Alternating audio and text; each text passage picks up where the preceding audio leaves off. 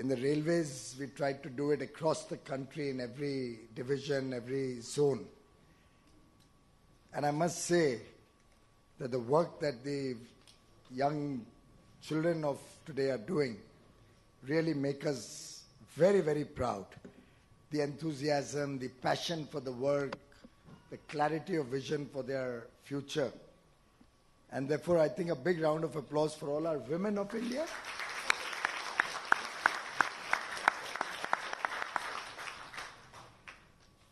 My senior colleague, elder brother, one of the finest ministers India has ever seen in both his terms with Mr. Vajpayee and now with Mr. Modi. A person who's embodied the highest levels of integrity in governance, somebody who's brought new ideas to the table, always out of the box thinking, and somebody whom I have always looked up to the extent that I normally follow the ministries that he heads right behind him and follow his footsteps. Shri Suresh Prabhuji.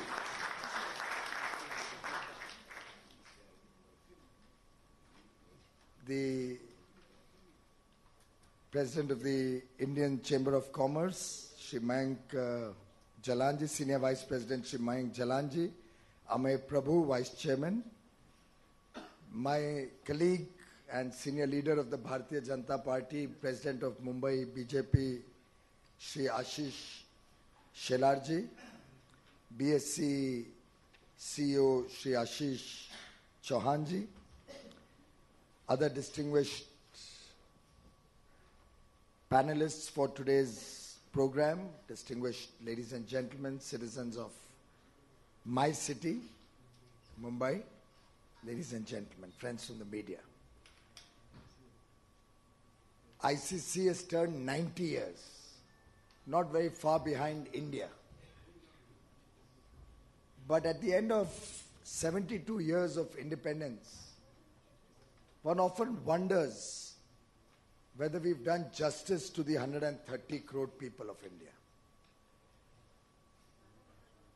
I would have thought that post-1947, just as many other countries of the world embarked on the path of rapid growth and development soon after the Second World War, India would have also probably had a different trajectory if we had good governance, if we had compassion, and we had some leaders with a far greater degree of holistic planning, holistic thinking. Unfortunately, for a very long period of time, we landed up with a confused polity. There were times we tried to give a boost to industrialization, but did not focus on all the enablers of industrialization. We remained confused whether the private sector will lead the growth of the economy or it will be public sector led. We vacillated between centralized planning and occasional bouts of liberalization, but coupled also with nationalization of different sectors of the economy. And in that confused state of mind, I think there were a lot of lost opportunities. And I think when I look back, we've seen decades of lost opportunity. It's not as if it was a short period and a country can overcome that period. I remember talking about it in the budget. Inflation sometime in September 1974 had touched 34%. I mean, I don't know how life would have been at that time. I was very young. But at that levels of inflation with food shortages, the country was grappling with basic issues like roti, kapda and makan. Over a period of time, when the nation progressed, issues did move to Bijli, Sadak and Pani. There were tall claims made that we will eliminate poverty more than 50 years ago, or nearly 50 years ago. We kept setting targets and resetting targets over the years, with very little focus on achieving those targets in a defined time frame. And therefore, in some sense, I think the people of India had lost self-confidence, the confidence in our ability to transform this country to a superpower, to a great country, to a country where everybody has basic amenities, access to home, connectivity with different infrastructures, quality education, quality healthcare. And somehow, I think a period of despondency had started setting in, particularly in the youth of India. I picked up on what Mayank started with. And truly, that was the mood and sentiment which we inherited in 2014. I need not go down the path. All of you are very well learned about the economic situation in 14. But it was an embarrassment to be called a fragile five economy. It was extremely shameful that we had almost double-digit inflation at an average for years and years at length. It was sad that we had pump-primed the economy in the short term to show a very artificially high growth period, only to pay for that over 8 or 10 years of high fiscal deficits, high inflation, high current account deficits, many of which could have been avoided if we had not taken imprudent decisions during the 2007 to 9 period. The country had come to a stage where a taxi driver in Mumbai, when he asked my wife for 100 rupees for a journey which on the meter was showing, I think, 75 or 80 rupees. Typically, I think all of us in this room would have in any case given 100 rupees if he would have asked for 80 rupees. But since he asked for 100, my wife said, but the meter shows 80. And the response of the cabbie was telling and biting. The response was, and I almost quote, कि ma'am साहब मैंने तो 20 रुपए ज्यादा मांगे हैं, कोई कोयले की खदान थोड़ी मांग ली. I promise you at that point of time I did not know that I would ever become a minister, and certainly not a minister of coal. The despondency had gone to this extent that when as I said, I followed Sureshji's footsteps and looked after power for a short period. Actually, not very short, nearly 3.5 years. And before I go further, I must acknowledge that it was Sureshji who guided me through that period. He actually, with a team of colleagues, sat down and drew up the roadmap of what work I should do to sort out the power woes of the country. And I shall eternally be grateful to Sureshji for that, for the hand-holding that he did for me. But at that point of time, the country had come to such a state. The despondency was so much that when power plants were sought to be set up, particularly, and I've studied this in great detail, the power plants that were designed and developed during the 2005 to 2012-13 period, all of those power plants were largely designed on imported coal, despite the fact that India has amongst the world's largest reserves of coal, thermal coal in the country. But if a power plant went to ask for a coal linkage or a coal mine, he either had to pay a huge cost for it, and I mean a collateral cost, or He was advised it's better you set up the plant on an on a design which accepts imported coal, because we'll never be able to fulfill your coal requirements. And I was studying the coal imports for power plants. The way they shot up between 2008 or 9 and 2014 was a sad reflection on the nation's inability to plan and to think big. At that point of time, I wish somebody would have thought of promoting coal mining faster and better, so that instead of allowing plants to come up on imported coal, we could have easily mined larger amounts of coal and ensured that we are not dependent on coal.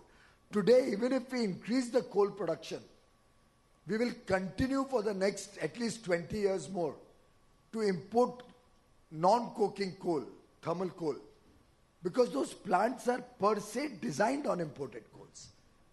NTPC, BHEL are working to try and change that and see if we can modify the designs. Not yet successful. We are trying to now blend imported and Indian coal and improve utilization. I'm only giving this one example to show the way the nation was thinking, the way we were planning our future, the way we were looking at our own abilities. Failure was not something to be looked down upon. Probably, I think at sometimes failure was almost celebrated in the country. You had a prime minister who would say that, well, I'm sorry if there's a big scandal in the 2G spectrum case, but what do? I did not decide who the minister will be. These are the compulsions of coalition politics.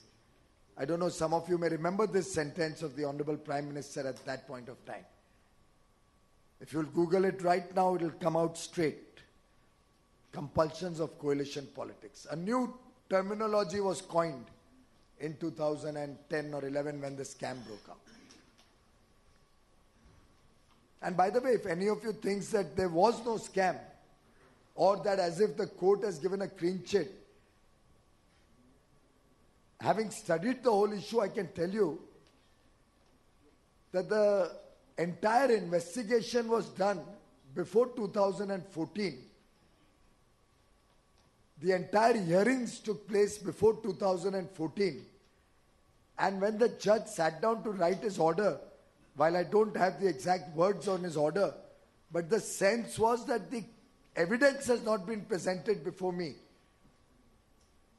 to be able to give the decision correctly on what has happened in the case. So I wonder if evidence was sought to be suppressed or sought to be not presented to the court adequately. And if anybody thinks that the judgment came during our time, it's just that the judgment came after the change of government in 14. Everything happened before that, the hearings, the investigation, everything. Now, of course, we are in appeal, and hopefully the courts will take cognizance of that. But it is that mindset that I believe this government set out to change. And it's been a 5-year journey in changing the thinking of this country from a chalta hai mindset to a namumkin ko mumkin karne wala mindset. We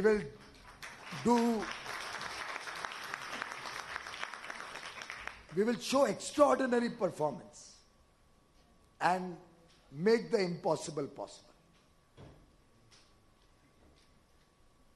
And very often the argument is that, well, it's 5 years now. But look at the track record of 5 years. From a fragile 5, you've become the world's fastest growing large economy for almost 3 years in a row. You've been able to successfully bring down inflation last month to 2%, 2.05%, from what it was 6 years ago at about 12-13%. Your current account deficits are largely under control, around 2%, hovering around 2% from 4.5% a few years ago. Fiscal deficits have been significantly brought down from 6.5%, which was the fiscal imprudence that I was talking of in 2008-9, to now 3.4% estimated for the current year, which in reality is about 3.35%. And I had mentioned it in Ashish's program with CII at the Bombay Stock Exchange, that we could have easily brought it to 3.3, but my Prime Minister insists on honest budgets, and therefore I could not use my chartered accountancy skills.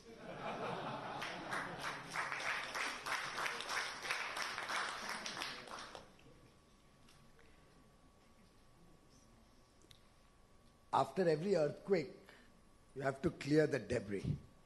I think in some sense, whether it's Sureshji or all of us, we've been trying to clear the debris so that we can create the foundation of the new India that each one of us in this room desires to see in our lifetime, in the very near future.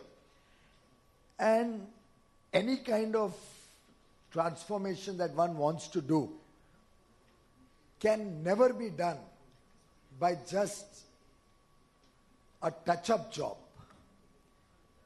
All of us at some time in our life must have, I'm sure, done an interior decoration in our house or our office, or done up our premises, or maybe even constructed a home.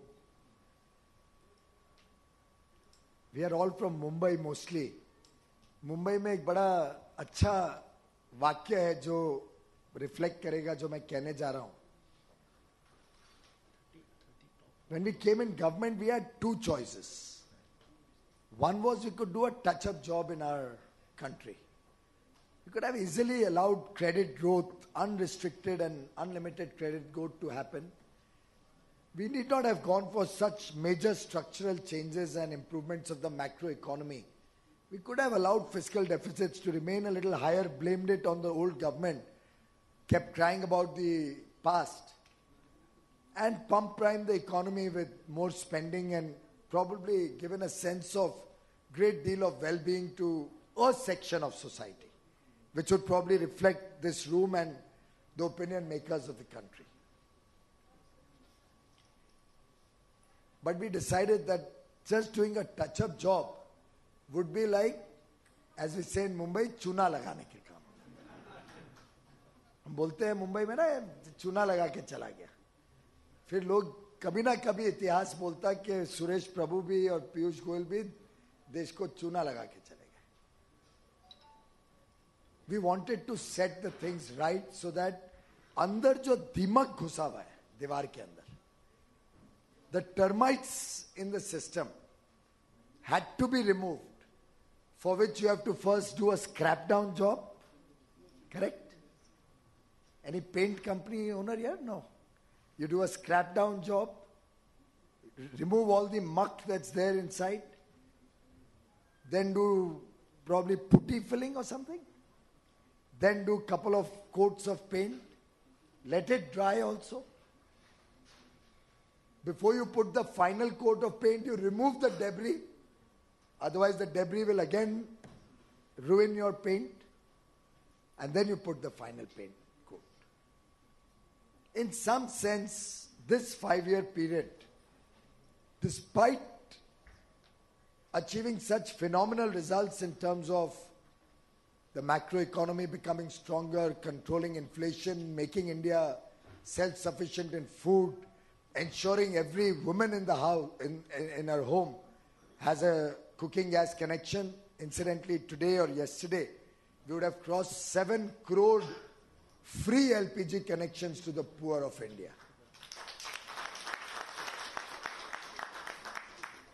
Nearly 10 crore toilets, so that our sisters and mothers don't have to have the embarrassment of not being able to use a toilet between sunrise and sunset. Healthcare for 50 crore Indian brothers and sisters, the less privileged section of society, who otherwise may have had to possibly either let go without treatment or borrow heavily and lead a life of probably poverty after that, just to treat a near and dear one. Providing health care to these large numbers of poor in the country. Ensuring that electricity is no more a subject in the country to be debated. Of course, being in Mumbai, maybe we don't realize the importance of 24/7 energy access for the entire country. Every willing consumer in the country today has an electric connection. And every state can have enough electricity. There's enough in the system and more, so that everybody can be provided 24/7 power. All of these things having been achieved in a short span of 5 years. Things which should have been done maybe 30, 40 years ago. And along with that, creating the base, the foundation of a strong, vibrant economy, a better future for the youth of India. In parallel, looking at environmental concerns. In parallel, tackling climate change problem. In parallel, making the country a safe and secure place. Be it terrorism, be it Naxalism. A government committed to fighting back, a government committed to eliminating it, a government committed to taking development to the 150 aspirational districts, earlier called backward districts, so that we can weed out Naxal movements from the root. We take development to the people so that Naxalism can be eliminated. We strike back if somebody looks at India with an evil eye. We don't have a weak government which is not willing to act, even after a terrorist attack which we have witnessed in Mumbai on 26/11/2008, where I remember all of us living through that for 2 or 3 days, and yet not being able to respond to such a gruesome tragedy that struck Mumbai. A leadership which is willing to strike back, a leadership which has created an international image in which the world is with you, rather than you worrying about what the world will react if you were to take an action against terrorists in a neighboring country. You create an entire ecosystem in the country and internationally, which is one of pride, which is one of self-confidence, which is creating a base for a long-term future, and which has a vision on which it is acting. A vision which, a little bit of which was articulated on 1st of February when the budget was presented. But a vision which truly defines what the new India should look like. And by the way, the new India concept is nothing new. Swami Vivekananda talked of it over 100 years ago. Mahatma Gandhi talked of it 80 years ago. But if somebody acted on that vision, it was Prime Minister Narendra Modi, who really took that vision on the grassroots, on the ground, who realized that unless we make a clean India, unless Swachhata is given priority, we cannot really make India a great country to live in. Unless we take banking and financial inclusion to every citizen and every home in this country, we can't eliminate middlemen. Unless we take healthcare to every citizen, you cannot eliminate poverty. Unless you give electricity to every home, you can't reach digital technology to the home. And you'll have a whole section of the country which will remain deprived of development, of progress. I mean, how can a child in a village in Odisha, without electricity, without road, without cooking gas in his or her home, have good health, study, compete with your and my children? Can we not have a society where everybody gets an equal opportunity? After all of us also would have some roots somewhere in our villages, in our generations before us, where possibly we boarded a train and our life took a different path. But we still have those crores of people who never got that opportunity to board a train and move out of despondency, of poverty, of backwardness, who never got an opportunity to see a five-star hotel, who never got an opportunity to go to a private school, who doesn't know what a GMAT exam is or a SAT exam is,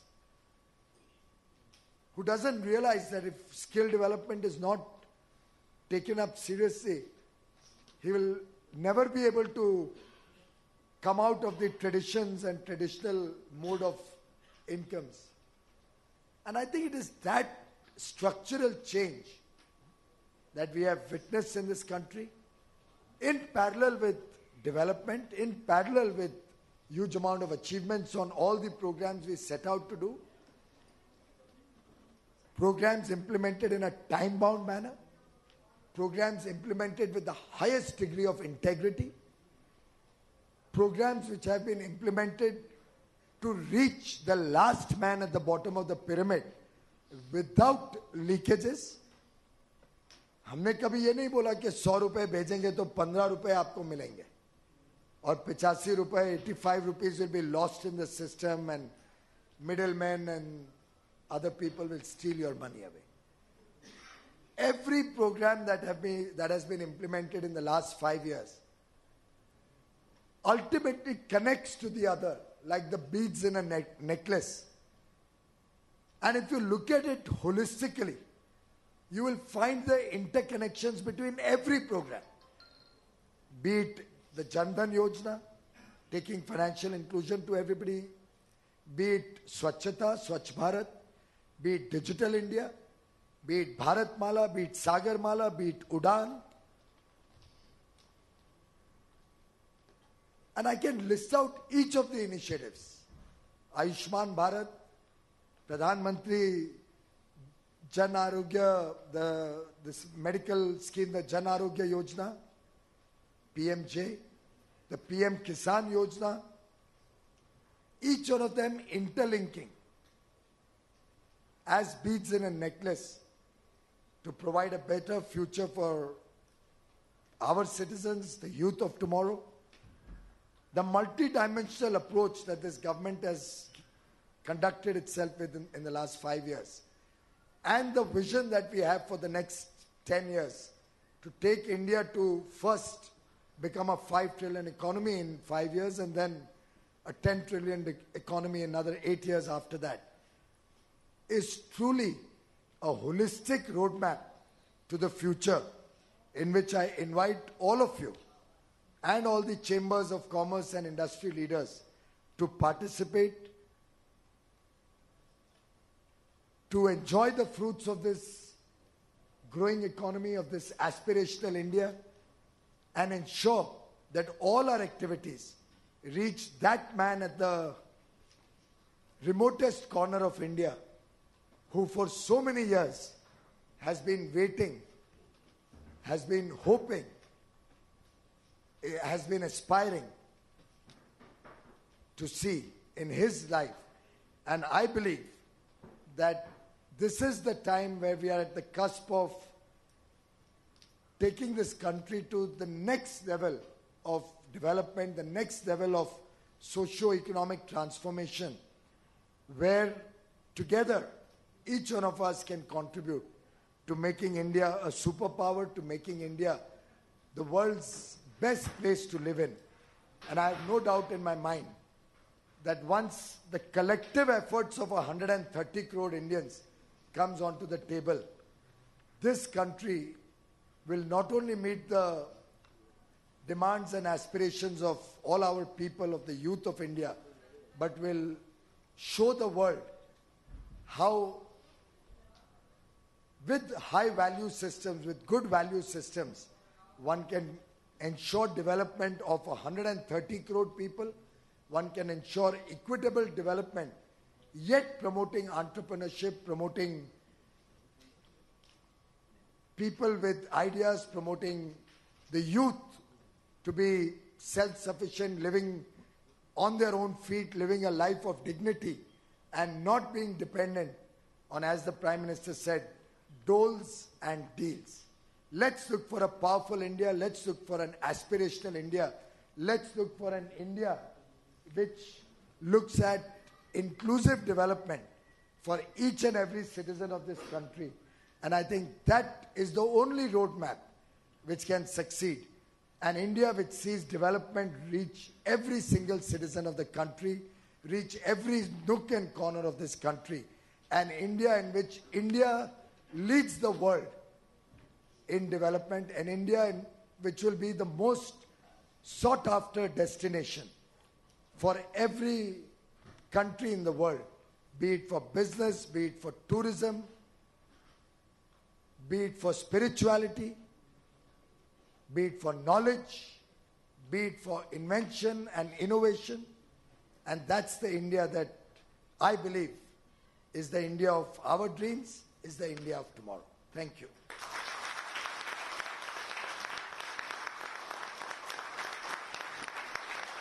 Ladies and gentlemen, once again, a huge round of applause for Shri Piyush Goyal ji. Thank you so much, sir. I must say that was extremely inspiring. Thank you so much for giving us an insight and the way forward to New India. One statement that caught my attention was, "Na mumkin ko mumkin karna hai." Yes, we are going to make India one of the best places to live in. Ladies and gentlemen, once again, huge round of applause for him. Thank you so much, sir. So we have a small token of appreciation for you. If you could please come on stage. It's requesting Mr. Amesh Sharma to please join me on stage. Come on, everyone, a huge round of applause.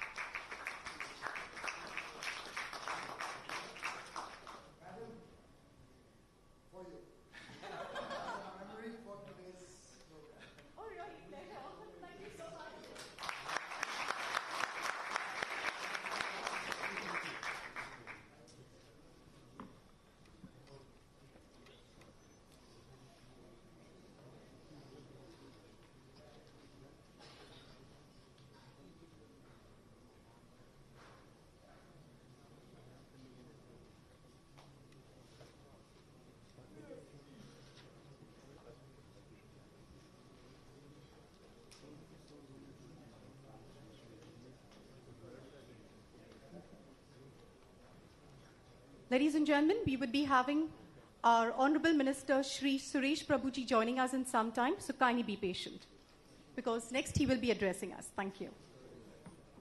Please don't leave your seats. I would request you all to kindly be seated.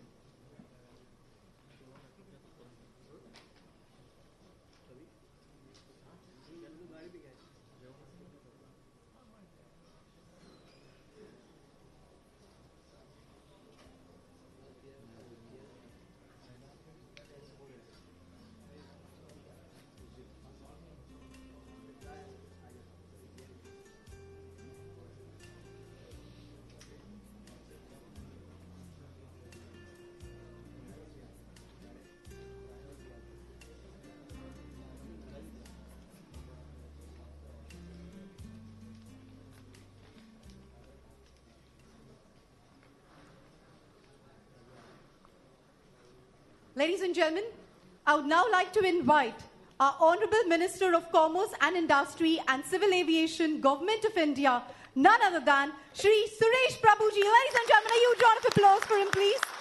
Thank you so much, sir.